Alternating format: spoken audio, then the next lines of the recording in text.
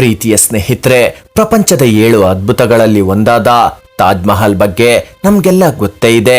ಆದರೆ ಒಂದು ಪ್ರಶ್ನೆ, ಇದು ಕೇವಲ ಪ್ರೀತಿಯ ಸಂಕೇತನ ಅಥವಾ ಇದರ ಹಿಂದೆ ನಮಗೆ ಗೊತ್ತಿಲ್ಲದ ದೊಡ್ಡ ಇತಿಹಾಸ ಇದೆಯಾ? ಯಾಕೆ ಈ ಕಟ್ಟಡವನ್ನ ಕಟ್ಟಿದ್ರು? ಇದನ್ನ ಕಟ್ಟಲು ಎಷ್ಟು ವರ್ಷ ಬೇಕಾಯಿತು? ಎಷ್ಟು ಜನ ಕೆಲಸ ಮಾಡಿದ್ರು? ಬಿಳಿ ಬಣ್ಣದ ಈ ಕಲ್ಲು ಎಲ್ಲಿಂದ ಬಂತು? ಹಾಗೆ ಕಪ್ಪು ತಾಜ್ ಮಹಲ್ ಅನ್ನೋ ಕತೆ ನಿಜನಾ? ಇವತ್ತಿನ ವಿಡಿಯೋನಲ್ಲಿ ಈ ಎಲ್ಲ ಪ್ರಶ್ನೆಗಳಿಗೆ ಉತ್ತರ ಸಿಗುತ್ತೆ. ನಾವು ಮೊದಲು ಸುಮಾರು 400 ವರ್ಷಗಳ ಹಿಂದೆ ಹೋಗ್ಬೇಕು. ಆಗ ಭಾರತದಲ್ಲಿ ಮೊಘಲ್ ಸಾಮ್ರಾಜ್ಯ ಅತ್ಯಂತ ಬಲಿಷ್ಠವಾಗಿತ್ತು.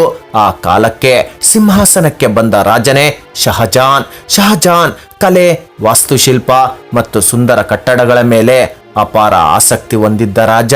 ಅವರ ಜೀವನದಲ್ಲಿ ಅತ್ಯಂತ ಪ್ರೀತಿಯ ವ್ಯಕ್ತಿ ಅವರ ಪತ್ನಿ ಮುಮ್ತಾಜ್ ಮಹಲ್. ಮುಮ್ತಾಜ್ ಅವರ ನಿಜವಾದ ಹೆಸರು ಅರ್ಜುಮಂದ್ ಬಾನು ಬೇಗಂ.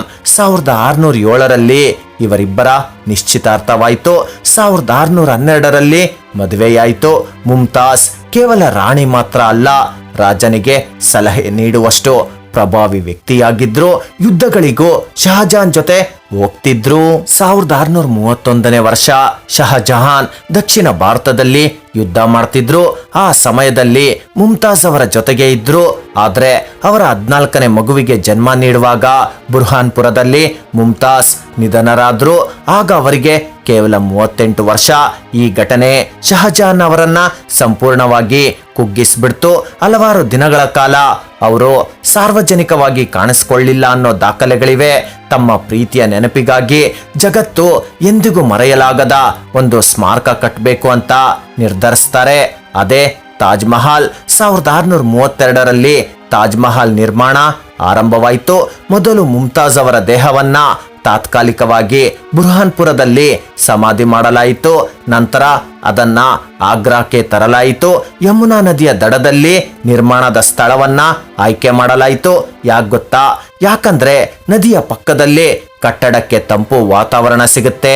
ಜೊತೆಗೆ ನೀರಿನಲ್ಲಿ ತಾಜ್ ಮಹಲ್ನ ಪ್ರತಿಬಿಂಬ ಕಾಣುವುದು ಅದರ ಸೌಂದರ್ಯವನ್ನ ಇನ್ನಷ್ಟು ಹೆಚ್ಚಿಸುತ್ತೆ ಅಂತ. ತಾಜ್ ಮಹಲ್ ನಿರ್ಮಾಣಕ್ಕೆ ಸುಮಾರು 20ರಿಂದ 22 ವರ್ಷಗಳು ಬೇಕಾಯಿತು. ಸುಮಾರು 20,000ಕ್ಕೂ ಹೆಚ್ಚು ಕಾರ್ಮಿಕರು ಮತ್ತು ಕಲಾವಿದರು ಕೆಲಸ ಮಾಡಿದ್ದಾರೆ. ರಾಜಸ್ಥಾನದ ಮಕಾರಾನ ಪ್ರದೇಶದಿಂದ ಬಿಳಿ ಅಮೃತ ಶಿಲೆಯನ್ನ ತರಿಸಲಾಯಿತು. ಭಾರತ, ಪರ್ಷಿಯಾ, ಟರ್ಕಿ ಮತ್ತು ಮಧ್ಯ ಏಷ್ಯಾದಿಂದ ಕಲಾವಿದರು ಬಂದಿದ್ರು.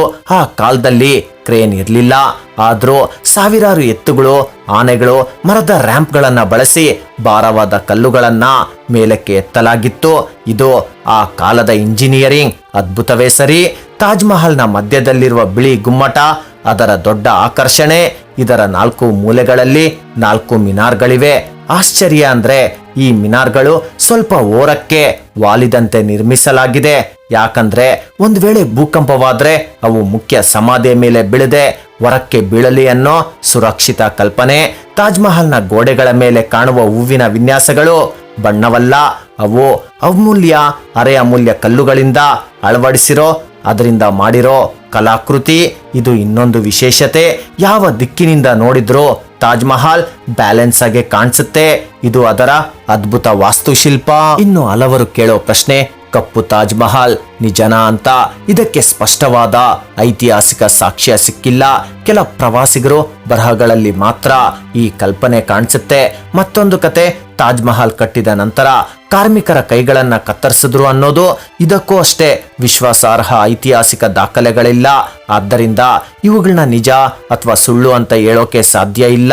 1658ರಲ್ಲಿ ಶಹಜಾನ್ ಅವರ ಮಗ ಔರಂಗಜೇಬ್ ಅವರನ್ನ ಅಧಿಕಾರದಿಂದ ದೂರ ಮಾಡಿದ್ರು. ಶಹಜಾನ್ ಅವರನ್ನ ಆಗ್ರಾ ಕೋಟೆಯಲ್ಲಿ ಬಂಧನದಲ್ಲಿಟ್ರು. ಆ ಕೋಟೆಯಿಂದ ದೂರದಲ್ಲಿ ಕಾಣೋ ತಾಜ್ ಮಹಲ್ನ ನೋಡುತ್ತಲೇ ಅವರ ಜೀವನದ ಕೊನೆ ದಿನಗಳನ್ನ ಕಳೆದ್ರು ಅನ್ನಲಾಗುತ್ತೆ. 1666ನೇ ಇಸ್ವಿಯಲ್ಲಿ ಶಹಜಹಾನ್ ನಿಧನರಾದ ನಂತರ ಅವರನ್ನ ಮುಮ್ತಾಜ್ ಮಹಲ್ ಅವರ ಪಕ್ಕದಲ್ಲೇ ಸಮಾಧಿ ಮಾಡಲಾಯಿತು. ಇದು ತಾಜ್ ಮಹಲ್ ಒಂದು ಕೇವಲ ಸಮಾಧಿ ಅಲ್ಲ, ಇದು ಭಾರತದ ಹೆಮ್ಮೆ, ವಿಶ್ವದ ವಾಸ್ತುಶಿಲ್ಪದ ಅದ್ಭುತ ಮತ್ತು ಮಾನವ ಕಲೆಯ ಶ್ರೇಷ್ಠ ಸಾಧನೆ ಅಂತ ಕೂಡ ಹೇಳಬಹುದು. 1983ರಲ್ಲಿ ಇದನ್ನ ಯುನೆಸ್ಕೋ ವಿಶ್ವ ಪರಂಪರೆ ತಾಣ ಅನ್ನೋ ಮಾನ್ಯತೆಯನ್ನ ಪಡೆಯಿತು. ಪ್ರತಿ ವರ್ಷ ಲಕ್ಷಾಂತರ ಪ್ರವಾಸಿಗರು ಇಲ್ಲಿಗೆ ಭೇಟಿ ನೀಡ್ತಾರೆ. ತಾಜ್ ಮಹಲ್ ಕೇವಲ ಪ್ರೀತಿಯ ಕಥೆಯಲ್ಲ, ಇದು ಒಂದು ಇತಿಹಾಸ, ಕಲೆ, ವಾಸ್ತುಶಿಲ್ಪ, ಪರಿಶ್ರಮ ಮತ್ತು ಮಾನವ ಪ್ರತಿಭೆಯ ಜೀವಂತ ಸಾಕ್ಷಿ. ಆ ಕಾಲಕ್ಕೆ ತಾಜ್ ಮಹಲ್ ನಿರ್ಮಾಣಕ್ಕೆ ಸುಮಾರು 3.2 ಕೋಟಿ ಮೊಘಲ್ ರೂಪಾಯಿ ಖರ್ಚಾಯಿತು. ಇದನ್ನ ಇಂದಿನ ಮೌಲ್ಯಕ್ಕೆ ಹೋಲಿಸಿದ್ರೆ ಸಾವಿರಾರು ಕೋಟಿ ರೂಪಾಯಿಗಳಷ್ಟು ಆಗುತ್ತೆ ಅಂತ ತಜ್ಞರು ಅಂದಾಜಿಸ್ತಾರೆ. ಇದು ಆ ಕಾಲದ ಅತ್ಯಂತ ದುಬಾರಿ ಕಟ್ಟಡಗಳಲ್ಲಿ ಒಂದಾಗಿತ್ತು. ತಾಜ್ ಮಹಲ್ ಬಗ್ಗೆ ಕೆಲವು ಆಶ್ಚರ್ಯಕರ ಸಂಗತಿಗಳು ಇದೆ. ಬೆಳಗ್ಗೆ ಗುಲಾಬಿ ಬಣ್ಣದಂತೆ ಕಾಣುತ್ತೆ, ಮಧ್ಯಾಹ್ನ ಹಾಲಿನಂತೆ ಬಿಳಿಯಾಗಿರುತ್ತೆ, ರಾತ್ರಿ ಚಂದ್ರನ ಬೆಳಕಿನಲ್ಲಿ ಬೆಳ್ಳಿಯಂತೆ ಹೊಳೆಯುತ್ತದೆ. ಇದು ಮಾರ್ಬಲ್ ಮೇಲೆ ಬೆಳಕು ಬೀಳುವ ವಿಧಾನದಿಂದ ಆಗೋ ಪರಿಣಾಮ. ಇದಿಷ್ಟು ಇಂದಿನ ವಿಡಿಯೋ. ಮತ್ತೊಂದು ವಿಭಿನ್ನ ವಿಡಿಯೋ ಜೊತೆ ನಿಮ್ ಮುಂದೆ ಬರ್ತೀನಿ.